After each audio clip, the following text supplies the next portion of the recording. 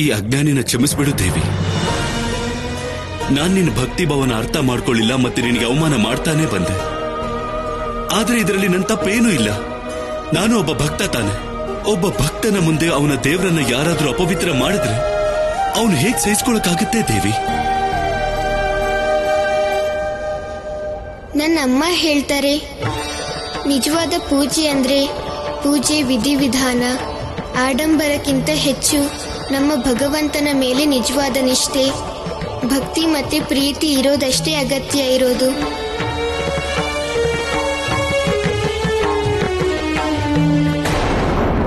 ಭಗವಂತ ಕೇವಲ ಭಾವ ನೋಡೋದು. ಇದು ಇವರ ಪ್ರೇಮ ಭಾವ ಆಗಿತ್ತು.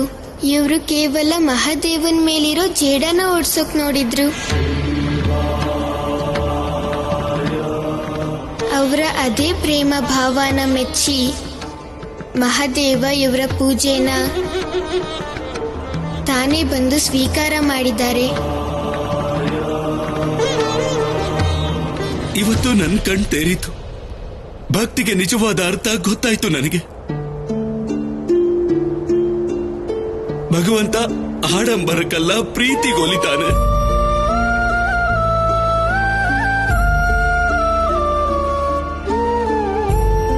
ನೀನು ನನಗಿಂತ ದೊಡ್ಡ ಶಿವಭಕ್ತಿ ದೇವಿ.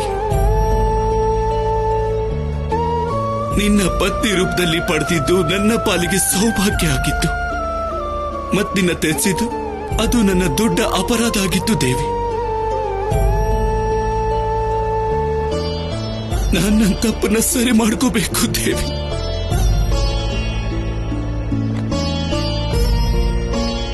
ನೀನು ನನ್ನ ಮತ್ತೆ ನಿನ್ನ ಪತಿ ರೂಪದಲ್ಲಿ ಸ್ವೀಕಾರ ಮಾಡ್ತೀಯ ದೇವಿ?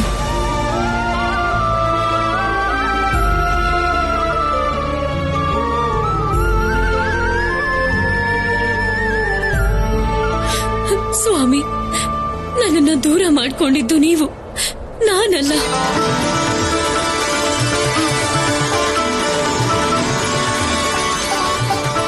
ಹರ ಹರ ಮಹಾದೇವ, ಹರ ಹರ ಮಹಾದೇವ, ಹರ ಹರ ಮಹಾದೇವ, ಹರ ಹರ ಮಹಾದೇವ, ಹರ ಹರ ಮಹಾದೇವ, ಹರ ಹರ ಮಹಾದೇವ.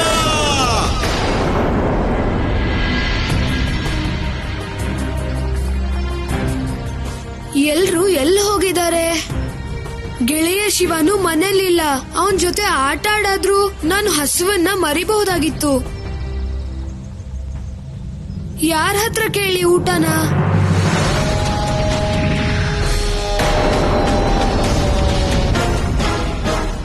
ನಾನ್ ನಿನಗೆ ಊಟ ಕೊಡ್ತೀನಿ ಬಾಲಕ. ವಿಷ ಬೆರ್ಸಿರೋ ಊಟ. ಅದಕ್ಕೆ ನೀನು ಬಲಿಯಾಗೋಗ್ತ್ಯಾ.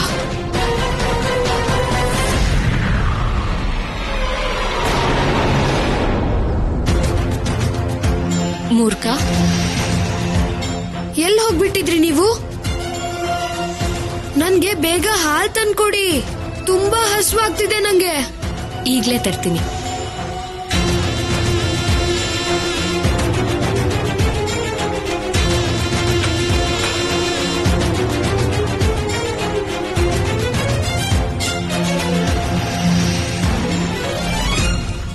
ಈಗ ನಿನ್ನ ಅಂತಿಮ ಯಾತ್ರೆ ಶುರು ಆಯ್ತು ಅನ್ಕೋ.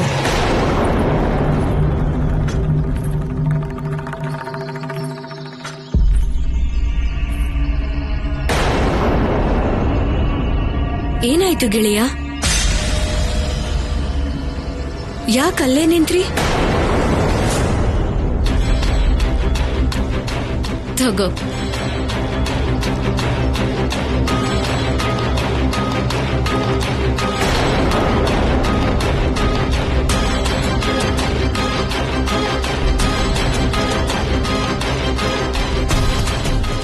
ಮೂರ್ಖ ಅಪಾಯದಲ್ಲಿದ್ದಾನೆ ಅನ್ಸುತ್ತೆ.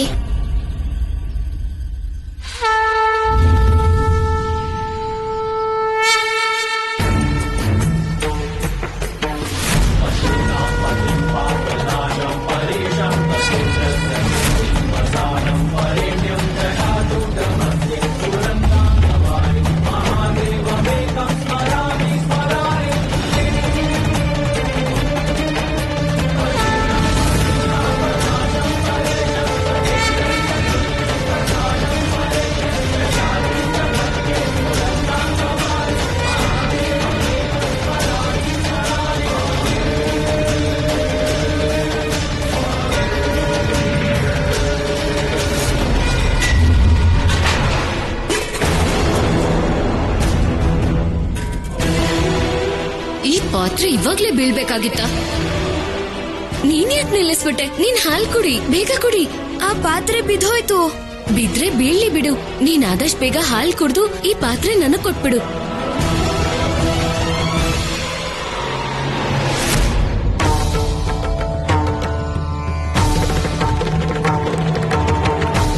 ಏನಾಯ್ತು ಗೆಳೆಯ? ನೀವಿನ್ನೂ ಆತಂಕದಲ್ಲಿದ್ದೀರಾ? ಮೂರ್ಖಂಗ್ ಬಂದಿರೋ ಅಪಾಯ ಇನ್ನೂ ದೂರ ಆಗಿಲ್ವಾ?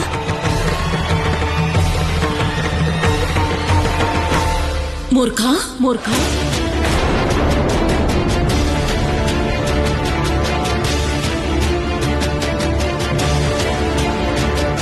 ಏನ್ ಕುಡಿತಾ ಇದೀಯಾ? ಹಾಲು. ಹಸುವಾಗಿತ್ತಮ್ಮ. ಸ್ನಾನ ಮಾಡದೆ ಹಾಲು ಕುಡಿತಾ ಇದ್ಯಾ? ಇದೇ ಸಂಸ್ಕಾರ ಕೊಟ್ಟಿದ್ನ ನಾನ್ ನಿನ್ಗೆ? ಇವಳು ಈಗ್ಲೇ ಬರ್ಬೇಕಾಗಿತ್ತ? ಇವಳಿಂದ ಹುಷಾರಾಗಿರ್ಬೇಕು.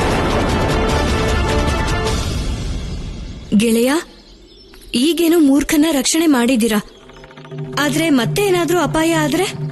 ಈಗ ಅಮ್ಮ ಮನೆಗ್ ಬಂದ್ರು, ಅದ್ರಿಂದ ಚಿಂತೆ ಮಾಡೋ ಅಗತ್ಯ ಇಲ್ಲ. ಅಮ್ಮನ್ ಜೊತೆ ಎಲ್ಲರೂ ಸುರಕ್ಷಿತವಾಗಿರ್ತಾರೆ. ನನ್ನ ಕ್ಷಮಿಸಿ ಅಮ್ಮ, ನನ್ನಿಂದ ತಪ್ಪಾಗಿದೆ. ಅಮ್ಮ ಕೊಡುವಂತ ಶಿಕ್ಷಣ ಮರೆಯೋದಕ್ಕಲ್ಲ, ಸ್ನಾನ ಮತ್ತೆ ಧ್ಯಾನ ಆದ್ಮೇಲೆ ಊಟ ಮಾಡ್ಬೇಕು.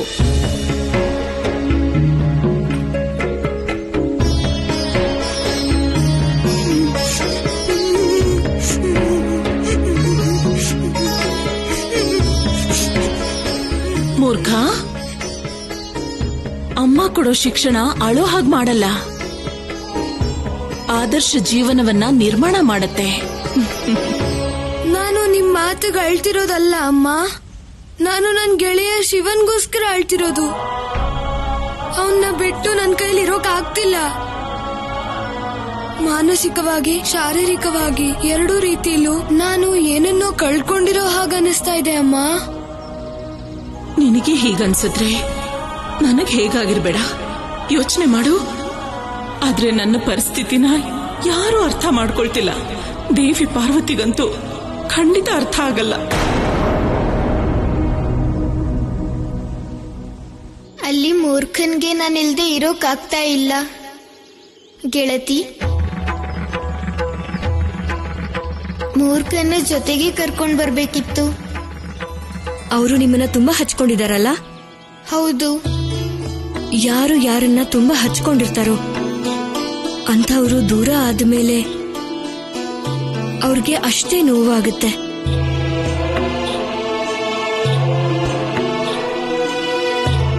ಇದನ್ನ ನಾನೇ ಸ್ವತಃ ಅನುಭವಿಸಿದ್ದೀನಿ.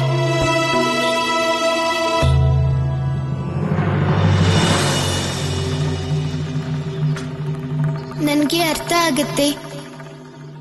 ಮಹಾದೇವನಿಂದ ದೂರ ಆಗಿರೋ ನಿಮ್ ನೋವನ್ನ.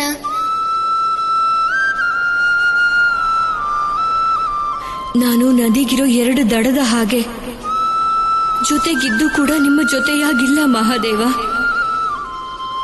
ಮತ್ತೆ ನೀವು ಕೂಡ ನಿಮ್ಮಿಂದ ದೂರ ಇದ್ದೀರಾ. ನಿಮ್ಮನ್ನೇ ನೀವು ಪಡ್ಕೊಳ್ಳೋ ಯಾತ್ರೆ ಮಾಡಬೇಕಾಗಿದೆ.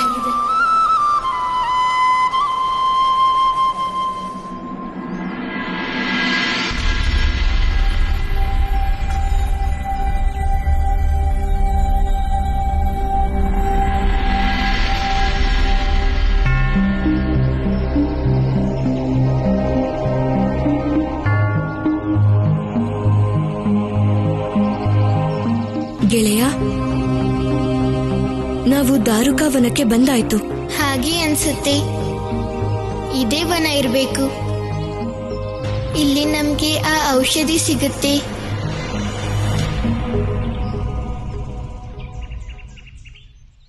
ಆದ್ರೆ ಇಷ್ಟು ವಿಶಾಲವಾದ ವನದಲ್ಲಿ ನಾವು ಔಷಧಿನ ಹೇಗ್ ಹುಡ್ಕೋದು? ವಜ್ರಾಯುಧ ನಮ್ಗೆ ಹೇಳಿತ್ತಲ್ವಾ. ನಾನು ಆ ಆಧಾರದ ಮೇಲೆ ನನ್ನ ಆಂತರಿಕ ಶಕ್ತಿ ಮೂಲಕ ಆ ಔಷಧಿ ಇರೋ ಸ್ಥಳನ ಕಂಡುಹಿಡಿಯೋ ಪ್ರಯತ್ನ ಖಂಡಿತ ಮಾಡ್ತೀನಿ.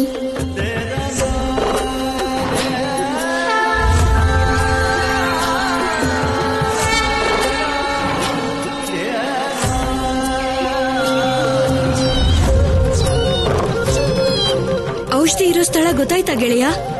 ಆ ಸಂಗೀತದ ಸ್ವರ ನಿಮ್ಗೆ ಯಾವ ದಿಕ್ಕಿಂದ ಕೇಳಿಸ್ತಾ ಇದೆ?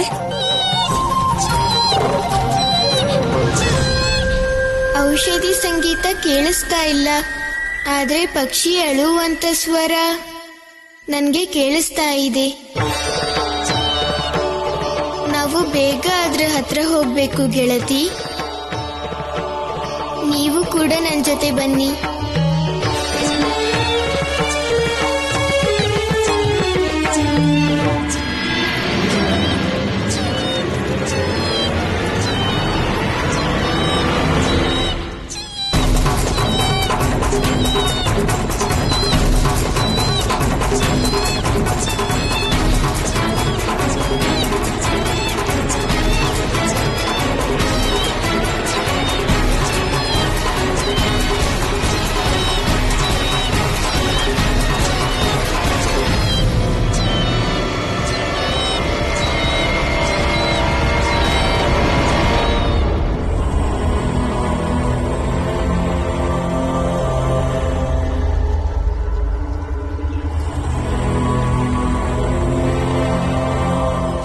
ಪಕ್ಷಿ, ಯಾಕೆ ಆತ್ಮಹತ್ಯೆ ಮಾಡ್ಕೊಳಕ್ ಹೋದೆ?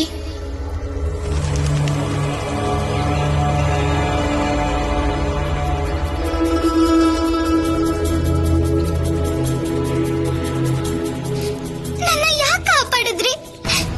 ಸಾಯಕ್ ಬಿಡಿ ನನ್ನನ್ನ. ನಾನಿನ್ ಬದುಕೋದಿಲ್ಲ, ನನಗ್ ಸಾಯಕ್ ಬಿಡಿ. ಈ ಘೋರ ನಿರಾಸೆಗೆ ಕಾರಣ ಏನು ಪುಟ್ಟ ಪಕ್ಷಿ? ಜೀವನ ತುಂಬಾ ಅಮೂಲ್ಯ. ಆದ್ರೆ ನೀನೇ ಸ್ವತಃ ನಿನ್ನ ಜೀವ ಕಳ್ಕೊಳ್ಳೋಕ್ ಯಾಕೆ ಯೋಚಿಸ್ತಾ ಇದೀಯಾ? ನನ್ ಜೊತೆ ಹಕ್ಕಿ, ಅದ್ರ ಜೊತೆ ಎಲ್ಲ ಸುಖ ದುಃಖ ಹಂಚ್ಕೋತಿದ್ದೆ.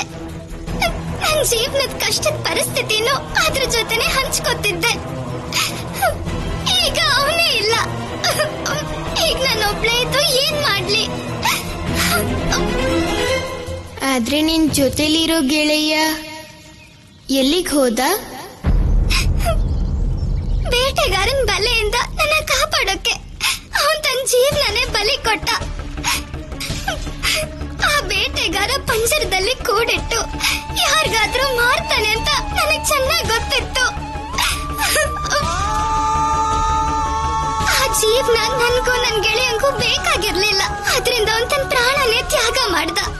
ಬೇಟೆಗಾರ ಕೆಳಗಿರೋ ಬೆಂಕಿಯಲ್ಲಿ ಅವನನ್ನ ಸುಟ್ಟಿದ್ದಾನೆ. ಆದ್ರಿಂದ ನಾನು ಆ ಬೆಂಕಿಯಲ್ಲಿ ಬಿದ್ದು ಸತ್ತು ಹೋಗ್ತೀನಿ. ಯಾವ ಗತಿ ನನ್ ಗೆಳೆಯಂಗಾಯ್ತು, ಅದೇ ಗತಿ ನನ್ಗೂ ಆಗ್ಲಿ. ಯಾವ ಗತಿ ನನ್ನ ಗೆಳೆಯನಿಗಾಯ್ತು, ಅದೇ ಗತಿ ನನಗೂ ಆಗ್ಲಿ. ಇದೇ ಪ್ರೀತಿಯ ಪರಾಕಾಷ್ಠೆ.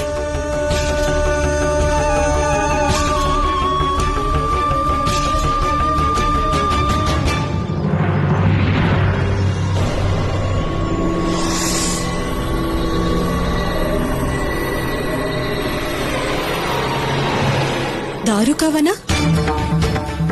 ಆ ವನದ ಯಜಮಾನಿ ನನ್ನಮ್ಮನ ಶಿಷ್ಯೆ ದಾರುಕ. ಆದ್ರೆ ಇವರು ಖಂಡಿತ ನಂದಿ ಚಿಕಿತ್ಸೆಗೆ ಔಷಧಿ ತರೋದಕ್ಕೆ ಹೋಗಿದ್ದಾರೆ. ಆದ್ರೆ ನಾನು ಇವರನ್ನ ಹೇಗಾದ್ರೂ ತಡಿಲೇಬೇಕು. ಈಗೇನ್ ಮಾಡ್ಲಿ? ಅಣ್ಣ ತಪಸ್ಸಿನಲ್ಲಿದ್ದಾನೆ, ಅಮ್ಮ ಮೌನ ವ್ರತದಲ್ಲಿದ್ದಾರೆ. ನಾನೇ ಏನಾದ್ರೂ ಮಾಡ್ಬೇಕು. ನಾನಿನ್ ತಡ ಮಾಡ್ಬಾರ್ದು. ಈಗ್ಲೇ ದಾರುಕ ವನದಲ್ಲಿ ದಾರುಕನ ಹುಡುಕ್ಬೇಕು. ಇಲ್ಲ ಹಕ್ಕಿ, ನೀನೀಗ ಮಾಡಕ್ ಹೊರಟಿರೋದು ಆತ್ಮಹತ್ಯೆ. ಮತ್ತೆ ನನ್ನ ಅಮ್ಮ ಹೇಳ್ತಾರೆ ಯಾರು ಆತ್ಮಹತ್ಯೆ ಮಾಡ್ಕೋಬಾರ್ದು ಅಂತ. ಈ ಜೀವನ ನಮ್ದಲ್ಲ, ವಿಧಾತ ಕೊಟ್ಟಿರೋದು. ಯಾವುದು ನಮ್ದಲ್ವೋ ಅದನ್ನ ನಾಶ ಮಾಡೋದು ಅಥವಾ ಬೇರೆಯವ್ರಿಗೆ ಕೊಡೋದು ಸರಿಯಲ್ಲ. ಇದೇ ಕಾರಣಕ್ಕೆ ಆತ್ಮಹತ್ಯೆ ಮಾಡ್ಕೊಂಡ್ರೆ ಪಾಪ ಅಂತಾರೆ.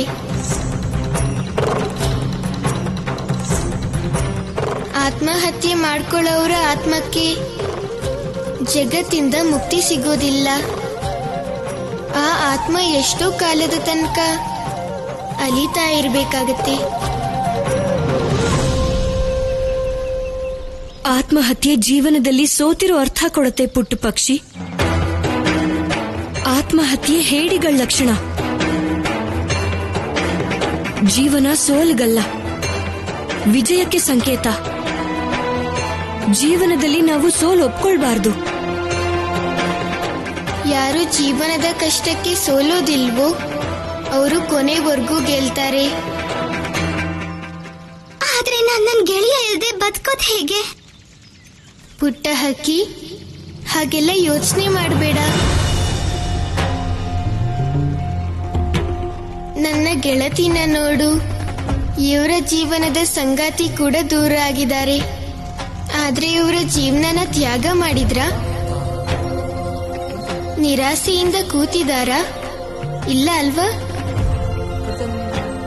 ಮನಸ್ಸಲ್ಲಿ ಆಸೆ ಮತ್ತೆ ವಿಶ್ವಾಸದ ದೀಪ ಹಚ್ಚಿ ಅವರನ್ನ ಹುಡುಕ್ತಾ ಇದ್ದಾರೆ.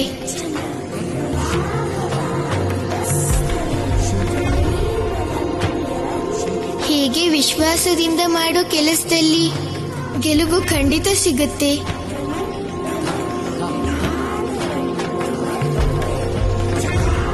ಅದರಿಂದ ಪುಟಾಣಿ ಹಕ್ಕಿ, ನೀನು ದುಃಖ ಪಡಬೇಡ. ನನ್ನ ತಡಿಬೇಡಿ, ನನಗಿನ್ನು ಬದುಕೋ ಆಸೆ ಉಳಿದಿಲ್ಲ. ನನ್ನ ಸಾಯಬೇಡಿ.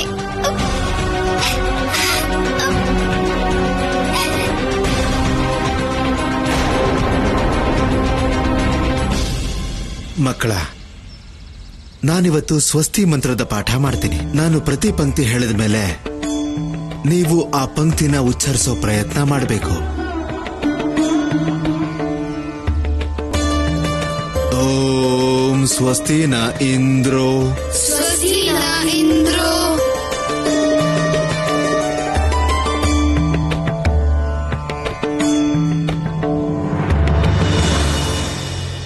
ಏನ್ ಮಾಡ್ಲಿ ನಾನೀಗ?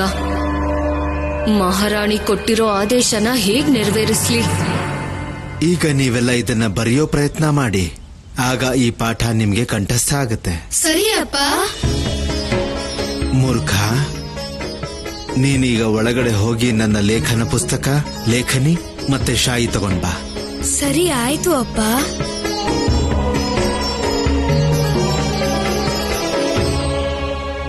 ಅವಕಾಶ ಕೊನೆಗೂ ಸಿಕ್ಬಿಡ್ತು.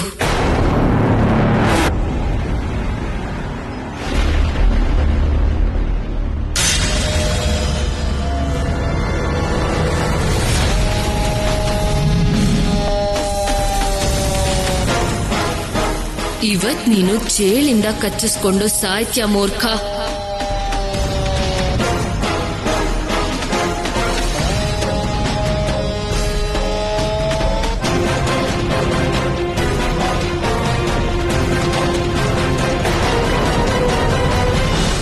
ನಿಮಗೆ ನೆನಪಿದೆ ಅಲ್ವಾ, ವಿದ್ಯೆ ಕಲಿಯೋದಕ್ಕೆ ಸರಿಯಾದ ಸಮಯ ಅಂದ್ರೆ ಬ್ರಾಹ್ಮಿ ಮುಹೂರ್ತ. ವಿದ್ಯಾರ್ಥಿಗಳು ಬೆಳಗಿನ ಜಾವ ಎದ್ದು ತಮ್ಮ ನಿತ್ಯ ಕರ್ಮಗಳನ್ನು ಮುಗಿಸಿ ವಿದ್ಯೆ ಕಲಿಯೋದಕ್ಕೆ ಪ್ರಾರಂಭ ಮಾಡಬೇಕು. ಮೂರ್ಖ, ಲೇಖನ ಸಾಮಗ್ರಿನ ತೆಗಿ ಮಗು. ಖಂಡಿತವಾಗ್ಲೂ ಅಪ್ಪ. ಋಷಿವರ್ಯ, ನೈವೇದ್ಯ ಸಿದ್ಧ ಆಗಿದೆ, ಒಂದ್ಸಲ ಬಂದ್ ನೋಡಿ. ನಾನು ಸ್ವಲ್ಪ ಒಳಗಡೆ ಹೋಗಿ ಬರ್ತೀನಿ. ಅಷ್ಟರಲ್ಲಿ ನೀವೆಲ್ಲ ಬರೆಯೋದಕ್ಕೆ ಪ್ರಯತ್ನ ಮಾಡಿ. ಖಂಡಿತವಾಗ್ಲೂ ಅಪ್ಪ.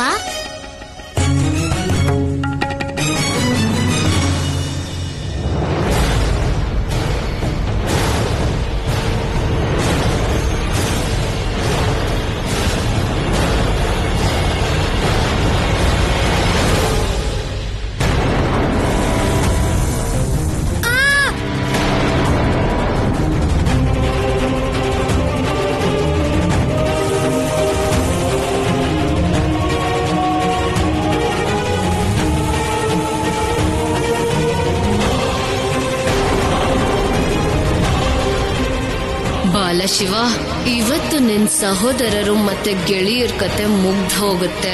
ಮಹಾರಾಣಿ ಕೊಟ್ಟಿರೋ ಕೆಲ್ಸನೂ ಆಗೋಗುತ್ತೆ. ನನ್ನ ಅಮ್ಮ ಒಂದ್ ಕತೆ ಹೇಳಿದ್ರು. ಸತಿ ಸಾವಿತ್ರಿದು. ಅವ್ರಿಗೆ ತಮ್ಮ ಪತಿ ಅಂದ್ರೆ ತುಂಬಾ ಪ್ರೀತಿ. ಆದ್ರೆ ಅವ್ರ ಪತಿ ಅವ್ರನ್ನ ಬಿಟ್ಟು ಹೊರಟೋದ್ರು. ನಿನ್ ಗೆಳೆಯ ನಿನ್ನ ಬಿಟ್ಟು ಹೋಗಿರೋ ಹಾಗೆ. ನಿನಗ್ ಗೊತ್ತಾ ಅವ್ರು ಏನ್ ಮಾಡಿದ್ರು ಅಂತ? ತನ್ನ ಪ್ರೀತಿ ಬಲದಿಂದ ತಮ್ಮ ಪತಿ ಪ್ರಾಣನ ಯಮರಾಜನಿಂದ ಹಿಂದೆ ಪಡೆದ್ರು. ಈ ಕಥೆಯ ಅರ್ಥ ಏನು? ನಿನ್ಗೂ ನಿನ್ ಪ್ರೀತಿ ಮೇಲೆ ಅಷ್ಟೇ ಭರವಸೆ ಇದೆಯಾ? ಸತಿ ಸಾವಿತ್ರಿಗಿರೋ ಅಷ್ಟು? ಖಂಡಿತ ನನ್ಗೆ ನನ್ ಪ್ರೀತಿ ಮೇಲೆ ತುಂಬಾ ಭರವಸೆ ಇದೆ. ಹಾಗಾದ್ರೆ ಅದೇ ಭರವಸೆಯಿಂದಾನೇ ನಿನ್ ಗೆಳೆಯನ್ನ ಕರಿ.